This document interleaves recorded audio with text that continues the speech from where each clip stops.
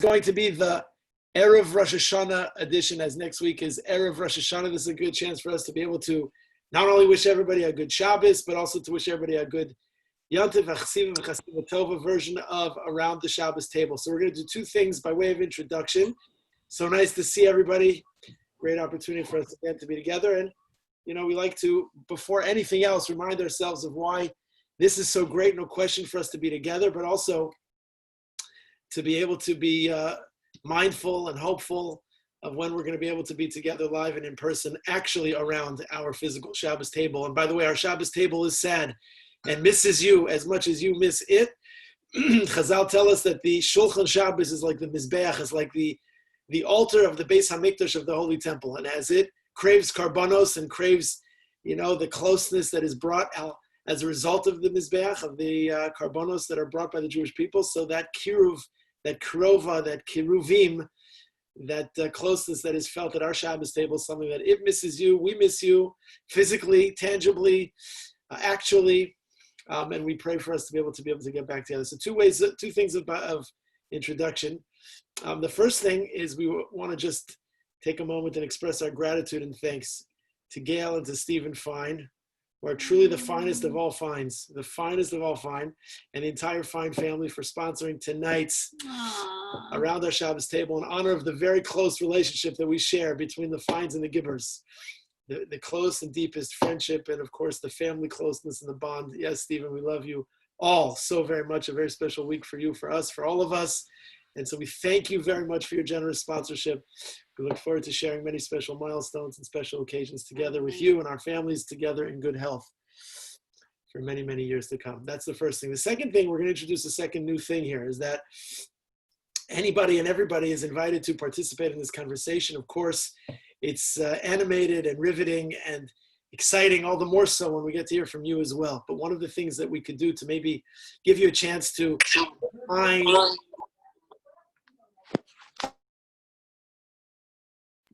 Okay, we're back. Matthew, did you hear that whole introduction? Yes? Okay. Thank you. Welcome to this week's edition of Around the Shabbos Table. We love the fines. We love the fines. Yes, yes. And we love Matthew.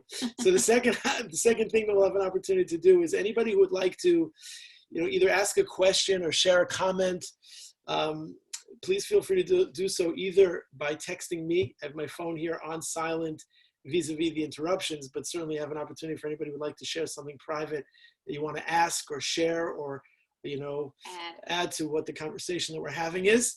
Or if you want to just share it on the chat here, that's public for everybody, you can just click on that chat tab and be so kind and share it to everybody here as well. We could do that. We can try to get to everybody's questions should you have them, okay? And we love hearing from you. We do. We do. We love hearing from you. And if it's related to the topic we're talking about, or if it's related to your favorite sports team or a favorite memory, or if it's related to anything and everything and nothing, please feel free, share with us. We want to reenact a real Shabbos table experience. Someone passed me the hummus, but independent of that, really and practically, please feel free to add into the chat room, whether if it's to this public group or whether you want to do it to me privately, we'll be glad to get that in. So without further ado, the host of our Shabbos Table live and virtual, we turn it over to the Rebbetzin Ma'aseh. Take it away. Hello, everybody. So nice to see faces. This is like the connection that I need. This little dose of faces is awesome. So we're going to have some good conversation tonight. I'm excited. Just to introduce our topic for tonight, Rabbi Jonathan Sachs, who I always like to check on his writings on the Parsha, he tells us that the Parsha ends with the last two mitzvos of the Torah, which are the mitzvah of Hakel, when the Jewish people all gather together to every, 7 years, to hear the reading of the Torah, and the mitzvah to write, that every Jew has to write a Sefer Torah. Those are the last two mitzvos of the Torah that are discussed in this week's Parsha. And he explains that these last two mitzvos are teaching the Jewish people how Jews work, how the Jewish people function, because with the mitzvah of Hakel, we have this communal obligation to join together with a common cause, the Sefer Torah, to read the Torah together, because that is our Masorah, and that is what is going to give us longevity, and we do that as a nation. And then the obligation upon every individual to have the obligation to write their own Torah. So we have this dual obligation to have a communal responsibility and an individual responsibility as well. And so, in the time that we find ourselves in, I think Rosh Hashanah is usually, we feel this great sense of communal togetherness. We all go to shul and we daven together. And I think Elul is really the time where we're in right now to really make sure that we're also not neglecting the part of our responsibility that is individual or familial, or more, the smaller part of the greater community. And I think there's an obligation that we have on ourselves to really make sure that we are doing our part as individuals to becoming greater and to working on ourselves, so that we can, do our part in this great responsibility. So one of the things that we try to do in this month, and as we prepare for Rosh Hashanah, is go try to introspect and think about the different things in our lives that we want to improve. And me and the rabbi have been having conversations about different parts of life and how to balance all the different parts of life. And what do you work on? My kids ask me, like, what should I pick? What should I focus on? There's so many things in life. There's, from our emunah, our belief, and to what I should be learning, to, what are the different, how do I want my home to be, and how do I want my home to feel to people that are coming? What are the things between me and other people that I want to work on? Ben Adam l'chavero, and what are the things that I want to work on between me and God? It could be overwhelming, all the things that I want to try to accomplish for the new year. So instead of just becoming overwhelmed by the thought of it, we try to, tackle it and make, categories of things that we could be working on, so that we can actually move forward in our individual work, so that we can actually make real change. So I thought that tonight we could talk about a couple of the things that we, you can't take on everything, but if you even have a conversation about some of the different aspects of life that we would like to make better, already bringing it into the conversation makes you more aware of it, and makes you more conscious of it, and you can chip away at the different areas in life that create a sense of balance in an individual's life. So with that, one of the questions that I asked my husband this week, and he said, oh, we'll save that for the Shabbos around the table conversation. So the question that we were discussing together, which I think is a great start, is where in your life how does your home reflect simcha? How does your home reflect joy and happiness? One of the biggest ways, if we're talking about continuity and longevity, when you want to teaching your children how to have simcha, happiness in their Yiddishkeit. I was telling someone today, I get calls like every day now about our community, by the way. I don't know if any of you are experiencing the same thing, but I'm constantly getting calls to find out, what's your shul like and what's your community like? So we were talking about schools, and I said, to me, the most important thing for my kids is that they have a happy association with their Yiddishkeit. That's my biggest priority. When they walk through the halls of their school, they should feel proud, they should feel happy, they should feel like warmth. And I was describing the schools that our kids go to. So how do we ensure that, if this is such an important part of our lives we are talking about, how do we make sure that our lives nurture simcha every single day? So what do you have to say? So first of all, I have tremendous simcha just sitting next to my Eshes Child and hearing that amazing introduction and that very thoughtful explanation of what I think is what we should be doing during this time. It's really a month of preparation. It's a month of getting ourselves ready for the days of judgment. And we're really spending time focusing on where we've fallen short and which areas we can improve and how we can hope for a better and a more meaningful ourselves and a meaningful and better community and a more meaningful and better, Jewish people community and a better and meaningful world of humanity with with peace and tranquility and equality that's appropriate in the world of how we can make things as they're meant to be. So, I think that, you think specifically about simcha, and you think that is for you, simcha and happiness. I don't know how that one snuck in there. There's no question. When you have happiness yourself and you find simcha, it's not something that's artificial. It's something that children, it's something that people, it's that, what a community feels, it's the intangibles. When you love what you do, you love the people around you, you love the mitzvahs that you perform, you love the charity that you're involved with, you love the activities that you find meaningful. So there's something that is the expression of when you feel so close to whatever that is that you're doing. So by natural definition, constitution, what exudes, the input, if the input is something that's, meaningful and special and happy and private and primacy of it is significant. So the output of that is just, you can't fabricate, you can't disillusion to the people around you something that's artificial. You cannot create something from nothing. Yesh Me'ayin is something that belongs to the Ribbon Shalom. When you're besimcha, then the teitzah of that, the reality of that is that who's around you is besimcha as well. We all know that there are people that you describe them as like, you just love being around them. They have an easygoing way about them. They find a humorous way about them. They find meaningful dialogue easy to have. There are people that are able to find simcha in joy, and that really is like not only tangible, but it exudes and it becomes contagious. But I think that really what lies at the core with specifically the conversation of simcha, and really anything for that matter. Now, how you find it, how I find it, how our Rebbetzin finds it, how you find it, I mean, that's obviously unique to every person, and that's important to think about. What is your central focus? What are your areas of life balance? And, identifying what your areas of life balance are, whatever your internal zones are, specific to like, whether it's simcha shel mitzvah, it's family, it's what we call the bechina of atzmo, of yourself.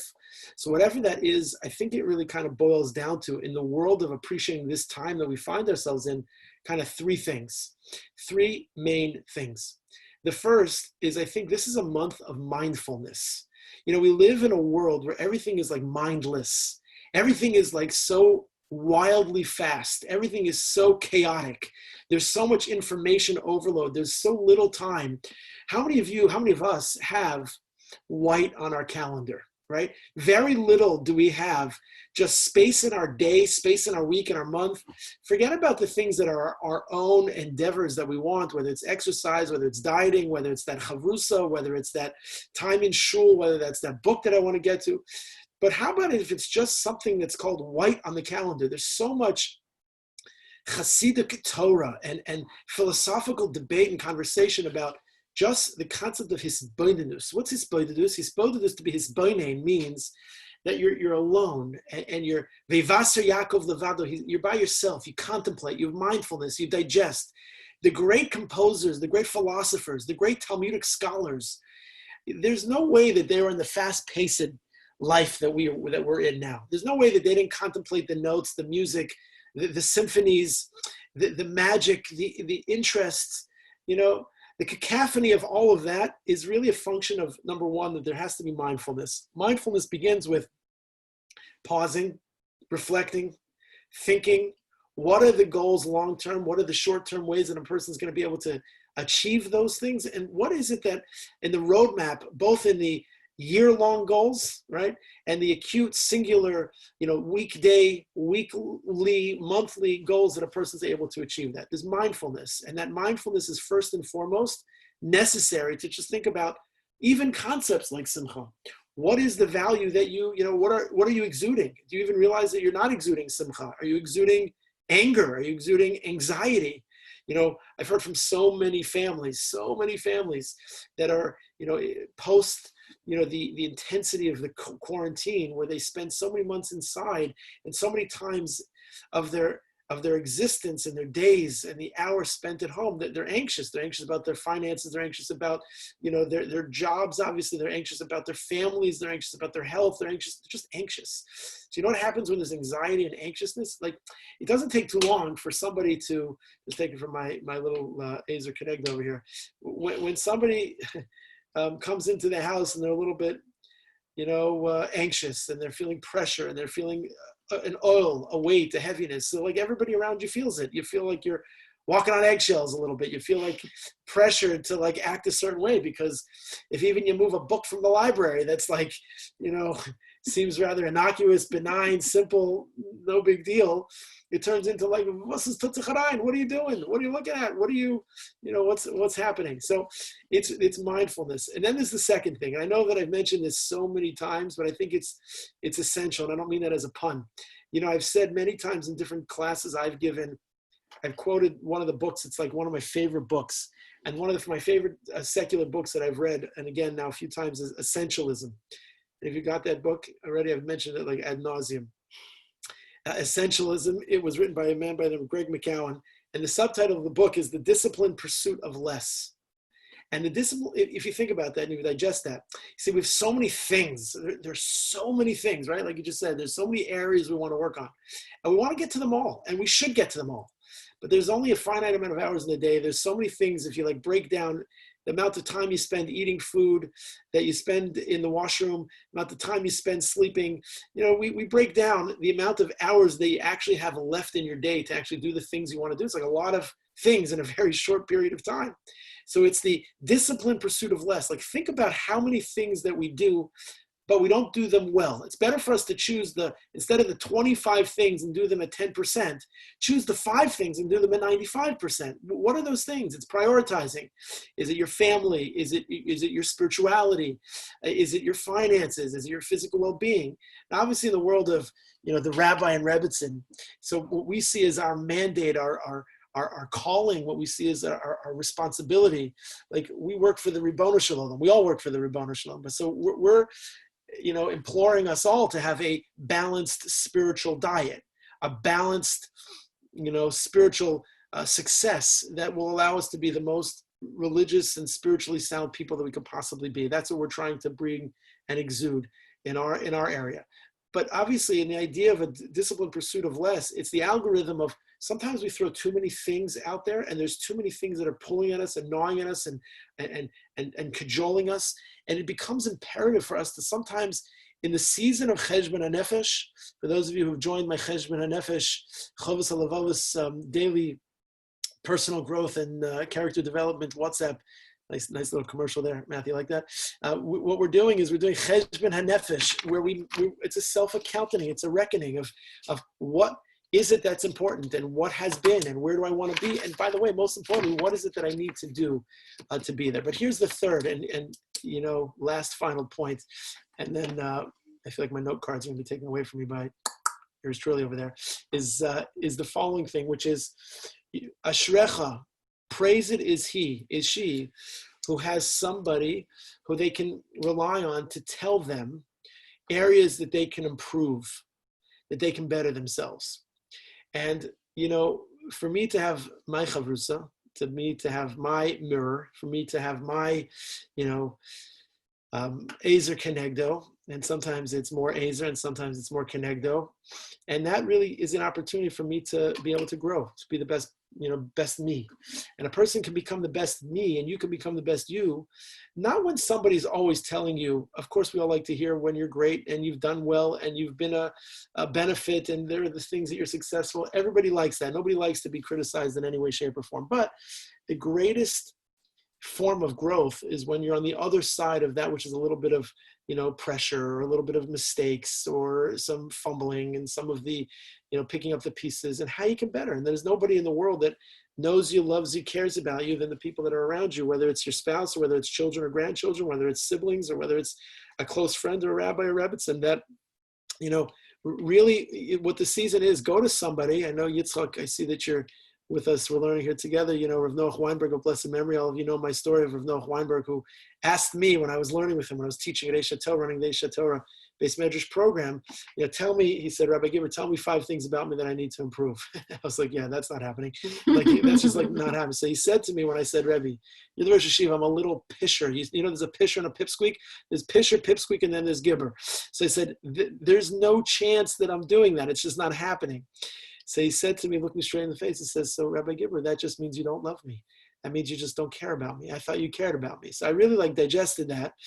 Now, I can't say that I told him the things about him that he needed to improve because, that just was maybe a little bit too much for me. But I really thought long and hard about it. Like, if you really love somebody, look them square in the face, say it in the most loving way, say it in the most gentle way. You could talk a little calmer. You could be a little bit more patient. You could be a little bit more present. You could be a little bit more responsible. You could be a little bit more responsive. You fill in the blanks. I'm sure we have an easy time filling the blanks. We don't like to be criticized, but it's easy for us to criticize others. But I think the people that are the closest around you, that's the third point. There's mindfulness, there's essentialism, and then finally there's the people around you who are literally the greatest gift in your life. And those people that are the greatest gift in your life are the people that are helping you grow. How am I falling short? Where can I improve? Help me be the best me. And when I can be the best me, I exude simcha, I exude positivity. I'm able to overlook shortcomings in others and in myself. And when that happens, Elul becomes an incredible month. It becomes a month that you crave. It becomes an opportunity that you don't want to let go. It becomes like, oh no, there's not that many more days left of Elul because, we love this period of self, reflecting. And that doesn't mean that Rosh Hashanah comes and you fast in Yom Kippur and you sit in a sukkah and then you're done reflecting. You reflect. There's somebody who called me up this afternoon and says, Rabbi, I got something to tell you, but it's just a couple days of the holiday. So I'll call you after the holiday and I'll tell you. I'm like, no, Tzaddik, listen to me. That's like not the formula. But we all feel that a little bit, right? Somebody late last night was trying to get me to tell him something about something. And I was like, I can't. It's too close to Rosh Hashanah. And I'm thinking like, all right. He's like trying to tell me all day, tell me. But I said, I can't. The answer is that, it's not just before, but it's during and it's after. So we really want to be the best version. So an opportunity for us to, it's friend, family, spouse, child, grandchild, relative, Rabbi, Rebbetzin, for us as well. We want to grow. We want to be the best. And an expression of how you love somebody is to tell them how best they can become the best versions of themselves. How's that? Wow. Unprepared, huh? So if we can just break it down into a bite-sized practical, what it reminds me of when I'm hearing you speak, so for me, when I'm always have lists and lists and lists of things I need to do. And you sometimes think I'm not going to be calm until I can get everything on my list done. So that's a nervous energy that you don't want to bring into your house. You don't want to wait until you're done with everything to be able to, we're discussing simcha here. So you want to be besimcha even throughout life. You can't just wait till you arrive at all the different destinations that we assign ourselves. So how do we practically, be mindful, live in the moment, and get rid of that nervous energy of always needing to get things done, so that your house reflects simcha always, even when, because we're always busy. Right. And actually, I heard the Rabbi Weinberger. I shared this with the women's class. Rabbi Moshe Weinberger was giving a class. I heard a recording. We're all about the commercials. We are so commercial. When did you give your women's class? Was that last night? Yes. I didn't know. Wednesday nights, be there or be square. Rabbi Weinberger. Rabbi Moshe Weinberger, he was giving a class to I think to YU students in October time. It was post the holidays. So he says, okay, we're done with the holidays. Now let's talk about tshuva, because we didn't have time to do tshuva. We were too busy cooking and building a sukkah and, fasting on Yom Kippur and davening, and who had time for tshuva during, the high holiday season. So yeah, we want to make sure we're so busy that are we actually getting to the things that we're calling life balance, the things that actually make your home a place that's happy and whole and meaningful. What are the practical ways that you can do that when you're so wrapped up in all the things that we're busy with? Did he give me? In 5 words or less. 5 words or less. The Rebbetzin has stepped on the gas. So, I've always found that there's a tremendous tension that exists between idealistic and realistic. And I think that when we can figure out that tension, I think that's the answer to that question. You see, part of the problem with the lists, I mean, how many of you make lists every day? Like, I'm a list guy. I make lists, like wild amount of lists. Lists about lists. Yeah, you make lists about lists. And the only time you forget about lists, anybody know, like, when do you forget about lists? Gaba, you know when you forget about lists? You forget about lists, right? Or, there's certain times that men forget about lists more often than not, right? Mark? You know when you forget about what's on your list? When you forget where you put the list. Oh, That's gosh. what you forget, yeah. Oh, gosh. Now, when do you remember your list? When do you remember everything that's on that list? When you step into Shemona Esrei. The second you get into Shemona Esrei, oh my gosh, I forgot to go to Costco, and I got to go to Winn-Dixie's. Winn-Dixie's still open. Do they still have a kosher section? I'm like, did I say, I'm staying in the middle of Ashrei? Hold on. And the best part about lists, if I can just pause there for a moment. 5 minutes or less. 5 words or less. The best 5 words or less. part about a list, and I only do written lists. I don't know if you guys are computerizing lists, but the best part of a list is the cross out. And right? The cross out. It's like the joy in the cross out, and that's why you can't do it on like your device, because you can't have that joy. Chaim, when he was home, I have my list of what I'm making for Shabbos, and he wanted to cook for me when he was home. He cooked every Friday. He was amazing. I already smelled my chicken soup cooking before I came out of my bedroom in the morning. And so I so want to talk about that. Can I interview you about that? One second. Yeah. So what was I gonna say? Oh, so I love crossing off, like, okay, chicken soup done. I'm like, okay, I'm gonna be a good mother. I said, Chaim, I want to give you the honors, and I said, this is the best part about cooking for Shabbos, and I handed over the pen. I'm like, cross it off. So yes, that's the best part of it. That's such a good part of it, and I so agree about the electronic cross off, because last week when you erase it, it's gone. So I erased it, and then I went back and I'm thinking oh God, what was on my list? And there was not the same length of it as it was previous, but you're right. You don't have that same simply, you don't have that joy. Let's take a commercial break and talk about that. The Sun Yeshiva Bacher cooking Shabbos. So tell me, Rebbetzin, what do you think about your cooking for Shabbos and the joy of your cooking for Shabbos and the delights and the delectables of the Shabbos made it such that a yeshiva boy in yeshiva comes home, and what he wants to do is he doesn't want to just help out and take out the trash and set the table and clean up he wants to not make a dish. He wanted to make everything about it. So I think, my perception is that he sees his ima making Shabbos, and it's a joyous thing, and there's a lot of love put in all the dishes, not just the tasty food, but it's a lot of love. It's not uncommon that there's music going on. It's not uncommon that Jen has an earbud in her ear and she's listening to a shiur. So all of the, we got a comment in, hope this helps the shidduch resume. Thank you for that entry. Yes, this is all going live for the shidduch resume. Help your mother cook for Shabbos. He can make Shabbos, by the way. That is definitely, he can make soup to nuts. Yeah, Chana's on the other line. She wants to know what she should speak about in Shul the Shabbos. Okay, that's but that's a... So there's an ear pod. That means there's a shear that's going into the challahs and into the chicken soup and into the gefilte fish. Sometimes you can taste it. So I think that part of what's exciting to him to even do that is because he feels and senses the ruchnius, the spirituality, the kedusha, the holiness, and the simcha of cooking for Shabbos. For many, it's arduous and heavy and painful and boring and But for Chaim, that's not the case. Tell us, be mechazagas. Tell me, what's the secret to your success? Why do you think, in the way that you do it? Oh God! Is it what I believe transmittable? The transmission is so obvious that a yeshiva boy who's steiging and sucking down mesechtas left, right, and center, he wants to spend his Fridays making potato kugels and challah and chicken soup. And I'm just stalling to have a good answer for that. Oh. What? Partially, is the secret to I your think success? that we all really like food, and we like to learn how to cook food. So you think it has nothing to do with this?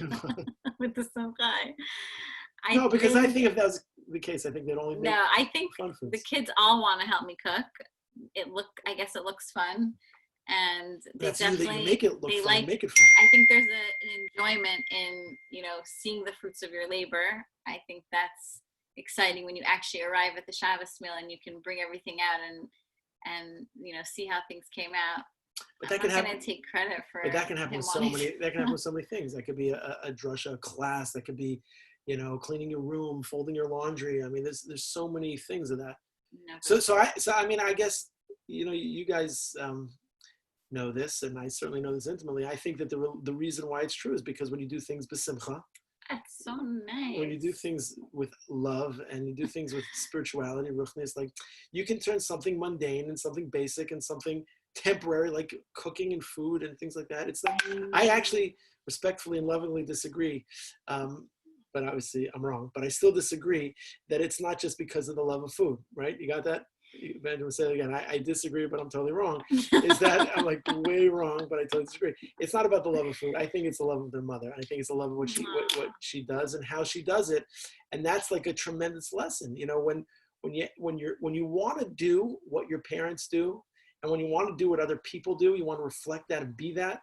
Then you've kind of reached a very successful place. I think there's something also about being with mommy and helping mommy in the kitchen. I think there's something to that. For sure.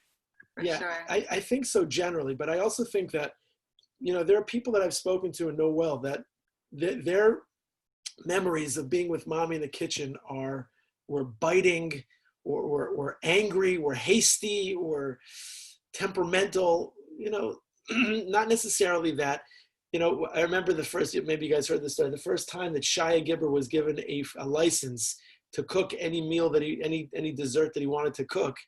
So there was a lot of tension because, Jen, I'm a rule follower, as some of you guys know. Like, it's surprising that we're even like not social distancing and wearing masks here right now, but we're like major, so we would expect him to do the brownies, the cupcakes, whatever he was doing, following a recipe.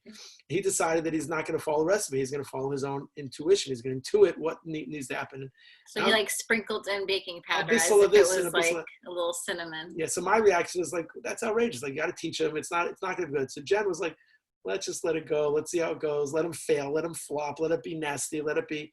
And that patience, that softness, that edelkeit, that genuine patience really is like kind of what gave him the creativity and the confidence to, I was hoping on the sidelines that it was going to taste like trash. And at the end of the day, it was like delicious. And it was like, here, he put it together. I was like, it was like a parenting moment gone wrong. Yeah. Like I wanted to punish him just for doing that. And Jennifer ended up punishing me. And that was like the end of that story. And Shalom Aleichem. No, so I think though, what is the simcha part of, to answer your question about Chaim, and I think this is really a good answer for all of us, is that I think there is tremendous joy in being part of something greater than yourself. And I think that when kids feel the privilege of being part of, what you're doing as a family, whether it's we're cooking for Shabbos for our Shabbos meal, or we're having guests for Shabbos, if they're a part of it and they feel special that they get to be a part of that experience, I think that brings tremendous joy and purpose, because that's really what joy is. Joy is the feeling that I have meaning and I have purpose and I am worthy and I have what to give to the world. So when you have that feeling in your home, maybe that's what permeates simcha in a home. I love that. You feel relevant. You feel necessary.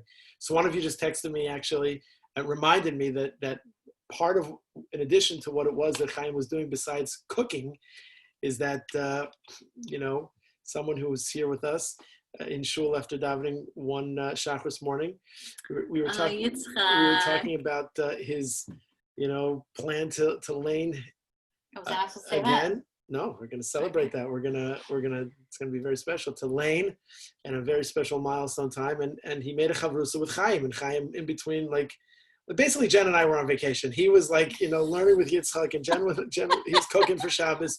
No wonder the poor kid went to yeshiva. He got a little break going back to yeshiva. Maybe we should go to yeshiva. That's a great vacation spot. Let's go to yeshiva for vacation. So. Rebbe, I feel horrible now. I didn't know he was doing everything for Shabbos. Yeah, by the way, we didn't have dessert that because of you. No, we didn't have dessert. Thanks a lot. No, but I think that's true. Like, Chaim overheard the conversation that Yitzchak and I were having about, I'd love to do it. And I was saying, Yitzchak, you could do it. Let's pick a Shabbos. Let's make it happen. And lo and behold, I saw Chaim calculating in his mind and when he can have a chavrusa and when he's going with Yitzchak and Yitzchak, and then already Yitzchak, right? You're already in it still, and we're going to keep full throttle and we're working it. We're going to celebrate that, and I can hear already Benji calling you up to the Torah. I'm not going to You put didn't say what they were learning, did you? laning, how to lane his bar mitzvah parsha, and I can already hear Benji now giving me a wicked Ya'amod in Yalav Yavo because I just love that Yalav Yavo. But some there it is. Yes, going crazy Yalav Yavo because it's class. Yeah, there it is. Yes, Kung Fu Master. So it's Yalav Yavo. It's calling up, but it's true. It's that mindfulness. It's that essentialism. It's that partnership. It's that taking a chrayas. It's feeling part of something. When you don't feel part of something, you can't feel excited to get out of bed. When you feel like you have a role to play and you're being checked into the game of life and you have an opportunity to score a bucket, if you will, or to put the puck in the net for my dear Moshe over there. So you feel like compelled to like race down the roadway of life because you feel like you have what to give, you have what to add. By the way, speaking of happiness, another aspect of this is I see how hard it is for people to be happy where they are, because so our kids are home now doing Zoom and they're not having the easiest time doing it and they're not super, super happy about it. And their friends are saying, you're so lucky that you get to be home and be in school from home. And you're so lucky that you get to do this. And like everyone wants to be where the other person is. And I know if I send the kids to school within a week or two, they're going to be like, no, I want to do Zoom again. And like, I've been thinking a lot about that and how we're just never like someone was telling me that she's going crazy. She needs the kids to go to school already. And then today I met with someone, she said that she took her kid to school for the first time today and she was hysterically crying. So the kids don't know where they want to be. The mother, the mother was crying that the kid went to school, even though she's been dying for the kid to go to school. He's like, no. So do you think, like, we want everybody at our Shabbos? Do you think we're going to be sitting at Shabbos Day with all of you and be like, oh, I wish we were doing this on Zoom? No. Do you think that people want to be where they're not? You're saying? I'm saying it's so important to really teach ourselves and to teach kids. Like, that made me think, like, okay, I have a lot of times during the day that it's frustrating with the kids with the Zoom and I'm pulling my hair out, but I love having them home. I love not rushing out in the morning and being the like, we got to get to school on time, mom. And it's just so much more relaxed and it's so nice to just like take your time. And I'm reminding my kids, like, when you go to school, what are you going to eat? Like, we haven't eaten like we've been having like toast and eggs and smoothies. Like, they forgot how to eat like things that you put in a little Ziploc bag. Like, they don't even know how good they have it. Maybe it's good to send them to school so they can appreciate what's happening for sure at home, right? For sure. Like, right, Matthew just texted, the grass isn't always greener on the other side. Like, we tend to think that it is, but really at the end of the day, it's really not. And it's very important to be appreciative of what is. Listen, I'm not embarrassed to tell you. I mean, obviously the interruption to life and the chaos of when Corona hit in March and April and intensity of April, May, and June, obviously. But the love of having everybody home, for those who were able to have everybody home under one roof, it was, without measure. It was, and it will be for me, memories that none of us will ever forget. The davening Friday nights, the Shabbos, mornings, I laned with my boys. Shalosh Shudas is still my favorite. We're definitely going to have to make a change about Shalosh Shudas when we get back. You agree, right? I love having him home for Shalosh Shudas. Shalosh Shudas is it. I don't know what that means, but I think he agrees. What do you say, Benj? I said I was saying that already before COVID hit. I said we should daven mincha early so we can all get home and eat Shalosh Shudas at home at least once a month. I totally agree. Totally agree. Jen's been on my tail about that for a long time. I was going to speak to the rabbi about it, and it just never worked out. But Yitzi knows Mizmor LaDavid by heart now. 3 versions. It's only because of this time. He knows Yer Defuni. It's like a hard word, and he has it.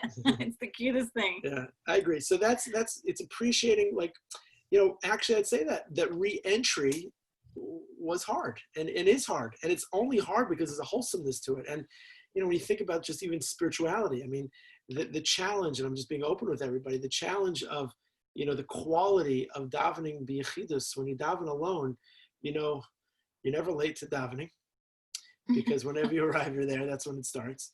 And you can daven as slow as you want, and you can sing as loud as you want. And if somebody doesn't like your nigga, they're not going to tell you about it, and they're not going to complain. At the same time, of course, Chazal tell us the importance of davening tefillah b'tzibor and what it means to daven with people who might or might not be the same as you. Because once we know, as the Gemara says, that the tefillos are accepted more readily with the tzibor, then we go. But that doesn't make it easy. Davening tefillah b'tzibor, I don't know if you remember, John, a number of years ago, we went away on vacation. I think it's even before Boca. We went to this great place in upstate Connecticut. Yeah. And we were traveling up there. There's supposed to be a Chabad. There's always a Chabad everywhere. And there was supposed to be a Chabad that we were going to daven on Shabbos, and it was going to work out great. And of course, as soon as we got there, the Chabad didn't have a minyan that Shabbos, and they were who knows? I don't know. They went they were on a relocation trip, so we didn't have we didn't have a minyan. So so I davened that Shabbos morning. Our room, it was like off into like the woodsy type of area type thing. And I went out to daven outside, and I remember this. I just like lost track of time. I didn't take my watch with me. I had no pressure. I just went to daven. And I remember I came back from my davening, and Jen was like, Chasiva v'chasima tova. Healthy, happy new year. Where have you been? It was like, Kenaina hara. What did you say Ashrei like 50 times and 17 Shemona Esrei? And the answer is I lost myself a little bit. Not that I'm a Breslover chassid, but there's a Breslover chassid. I see Benji laughing. There's a Breslover chassid in everybody. Look at that jinx. I love a triple jinx with a smile and a cherry on top, right? So there's a bit of that in everyone, and there should be a little bit of that in everybody, because there's a ruchnius and a spirituality. But getting back to what I think is, what is, you want one uvda, one practical take-home nugget. There's a struggle between being idealistic and being realistic, and everybody has their vice. Everybody has their thing. We've had, many examples in our lives, and I'm sure we'll have many more. You're idealistic, but you have to be realistic. So I think one of the greatest challenges to the list, the hardest part of the list, is sometimes oh my gosh, look at that background, Jerry. You know how to challenge the crowd. Look at that. Oh my gosh. There's got to be an award, Matthew. Can we give an award for the best backdrop around the Shabbos table? Oh my gosh. Where is that? I love, Jerry, that you're in that. That's amazing. Oh, I love it. Way to make me cry. Way to make me cry, young fella. Way to make me cry. Yep. All right. Someone bring me a tissue. So the idea of the problem with the lists is that we throw everything in the kitchen sink on those lists, right? What are we gonna do on Wednesday? Well, I'm gonna learn Shas. Guilty. When I'm done learning Shas, Guilty. I'm gonna paint the house, and I'm gonna rearrange the bedrooms. I'm gonna, frame every picture and make snapfish albums, and I'm gonna rearrange the closets. I'm gonna get the hurricane list. Clear my phone, and We're gonna do all the things, right? And I'm obviously exaggerating, but I'm really not. Those lists are outrageous. They're idealistic, and there should be. I have what we call the year list, the week list, the daily list. The daily list should be. We should get into the habit of putting on those lists. We want to achieve, right? We know that the Mishnah Perkele says, "Lo alecha hamalacha ligmar." It's not for us to finish the job, right? That concept of having more to do is a very Jewish concept. That said, there's a psychology to feeling accomplished. When you have achieved something in life, you feel more empowered to do something next. So I think it's important for you to put on your daily chores, the tasks for which you're going to engage, things that you can actually do. How awesome would it be if you go to sleep on a Thursday night? I did the 10 things the 25 things, you're going to focus all and only on the things you didn't do. But if you finish the things that you put out, be realistic about the list and the accomplishments that you've set out today. Finish your lists. Accomplish the things for the day. If it's a matter of a spiritual matter, if it's a physical matter, if you can't do 100 jumping jacks, do 10 jumping jacks. If you can't do 5 mishnayos, do 1 mishnah. If you can't, call 3 people, call 1 person. If you can't have an hour of mindfulness, have 5 seconds of mindfulness. There's something that can be achievable in a more achievable way, and to not only cross off things, but to actually achieve your life list. So I think there's an idealism and a realism. I mean, you have to be honest. There is something about being idealistic and being realistic, and everybody has it in their own way. Everybody. I mean, we had it so many ways. I mean, one of the primary ways is probably a little embarrassing. I'm probably going to get a kick under this for this. But I remember we moved to Eretz Yisrael. So we moved to Israel, and that's like one of the epitomes of being idealistic. I know there's one person on this call who wasn't so happy when we did that. Shout out to my beloved mother-in-law. But anyway, when we landed, we were idealistic, and אנחנו יכולים לאכול falafel ופita ומשהו וככה וסימה, שימו לב בבקשה מה זה. We were going to become Israelis, and זה בסדר גמור, right? We were there, we were idealistic. It was, I don't know where you're going with this. One day of Yom Tov, I know, I felt that first small kick. And that's idealistic. So the first morning we woke up in our new apartment, and you know that cold Jerusalem stone, like, you know, in Jerusalem, you put your feet on the floor. What's it called? It's called a shock wave. It's called electric shock on your body when it's What's freezing. What's it called? The floor? Stone? No, Stone? someone say it. The word. What? Travertine? No, there's a word. Torture? No, for the type of floor that they have. Yitzchak, אתה ישראל, אתה היית בית. Diane, you have to unmute. Diane, unmute yourself. Unmute yourself. Diane's trying to say terrazzo. Terrazzo? No. Oh, now it's going to bother me. Yeah, it's because it's the mixture of the stones all together. It's called a terrazzo floor. It's probably a Hebrew word, and Is it shoko? No. Is it avocado? And No. it's not sponja either. Sponja, I think it's sponja. I'm gonna think about it. Oh gosh, it's gonna bother me now. Like we're gonna go into overtime. Can we ask Amanda? We'll ask Amanda. She'll know. It's called something in Hebrew. It was called Cold on My Feet, and it was very uncomfortable. And I woke up that morning and I was like idealistic, and I'm thinking, but you can only handle that so long. So that next day, we carpeted our house because that's what He would have carpeted the kitchen if I let him. I would have carpeted the bathroom, but so I said the only way I was ever convinced my young bride over here is that in order to be idealistic, like, we gotta be Israeli. We're here. We have to have cold floors. I said, till you have an M16 machine gun eating falafel and cigarette on the kacha on the sleeve is beseder shar lasod kacha. So I said, sometimes in order to be, someone very special once told me that in order to be, idealistic, sometimes perpetually idealistic, you have to also throw in doses and amounts of realistic. And for me, that was my realistic. I felt like this is my house and my home, and I was, maybe I'm a spoiled American, and I needed to have a little carpet to put my little fitzalach on. And my mom, for sure, was very happy to have that. When Chana had her first play date, and this little Israeli girl Ruti came to play with her, she looks at our carpet and she goes, "Maze Malon? What is this, a hotel?" To our little apartment in Ramat Eshkol. It was so embarrassing. Maze Malon? Yeah. And then we moved to Boca Raton because I was not going to have, because I was just not going to have that. Who is Ruti? Ruti is Jukim are not for you, huh? Jukim are not. Linda, you think they have geckos? They have Jukim. Jukim are like Jukim, Chatulim. I know what that is, but it was dangerous, Linda. It was dangerous. No, I'm just kidding. But again, the dosage of being realistic in relation to being idealistic. Let's put less things on our list. What do you think about that? Wait, so what was that for someone? Get carpet? What? To make you happy? Yeah. Little things to make you happy? Little things to make you happy. Oh. And the big things to make you happy, because I want you to be happy with everything and anything. No, I loved the carpet. I have to admit, it was like the best thing. Right. And that might have even kept us in Israel a little bit longer. Anyway, the point is that was our example, and there's so many others. And everybody has to know their thresholds and know what their needs are, and what their abilities are, and things of that sort. But I think there's something to be said for it. Like carve out your space. Don't neglect the reality. Look at what's going on here. Jerry Abramson is on a Gibber album. Jerry, you don't know what the Israeli floors are called? Help me. He's too busy in the Gibber family album right now, and I am enjoying every little bit of that. That is so sweet. Where is that? Oh my gosh. Anyway, what do you think about that? Do you think that's a good idea? I think like little wins,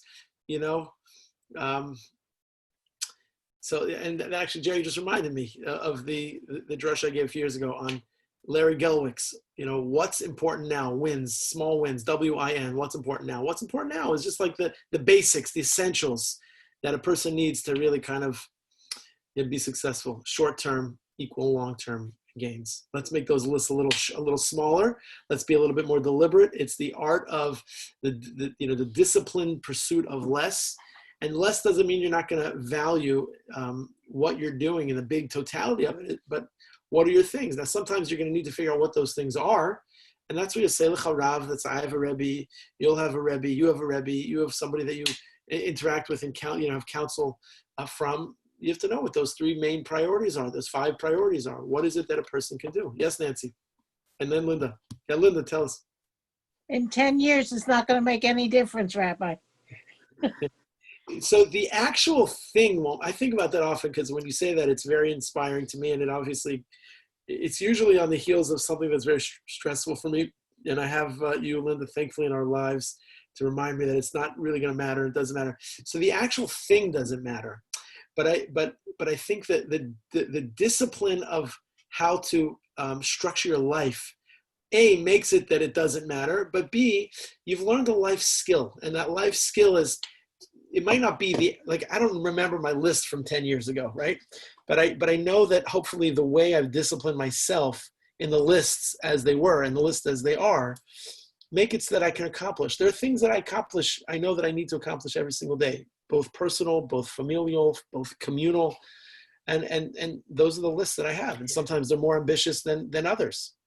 Someone once told me, I don't know who, but because my lists are never like how much I'm going to accomplish in that one day. They're way more, and then things get moved to the next day and the next day and the next day.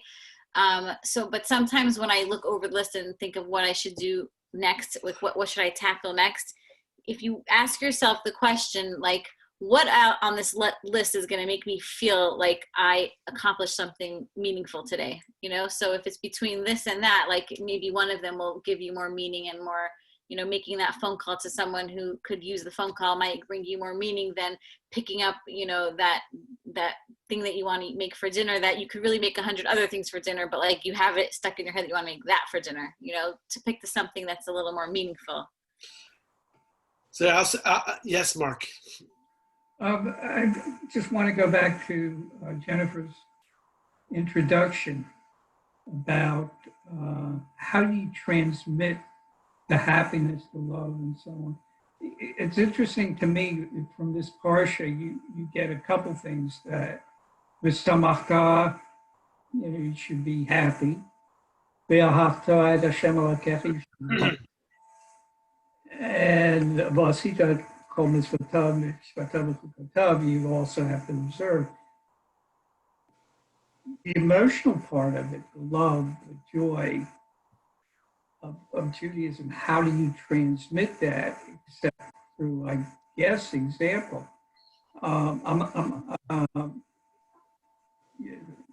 Create a happy household, I'm not sure. But I always wondered too, because I come from a family, my parents had 6 kids, and we didn't grow up in a religious community, but we were observant ourselves. And for somehow, some reason, statistically, all 6 of us became or remained halachically observant and Jewish. And proud of our Judaism, happy to sustain it and so on. So that's I'm not sure how that. So we want to leave this conversation that he can have something sure of how to bring simcha into his home. We have 3 minutes left. How can we ensure that Mark knows how to bring simcha into his home? Be besimcha yourself. Ivdu es Hashem besimcha. Coffee? Could coffee help? If you find simcha in your own self doing, then that will exude out to others. Yes, Gail. So I'll add to that, just being surrounded by the right people, like doing something like this helps to penetrate within us to feel somewhat fulfilled, like if we're lonely or if we're having difficulty, to bring joy because you surround yourself with the right people. Getting back to what you said in the very beginning, like people are asking you about the community. And I think a lot of simcha has to be with the type of people that you are around. And I remember way back looking at preschools. I looked at one preschool that gave me a cold feeling. I'm like, I would not send my kids here. And I walked into another place that just I'm like, this is it. It's a lot of the people.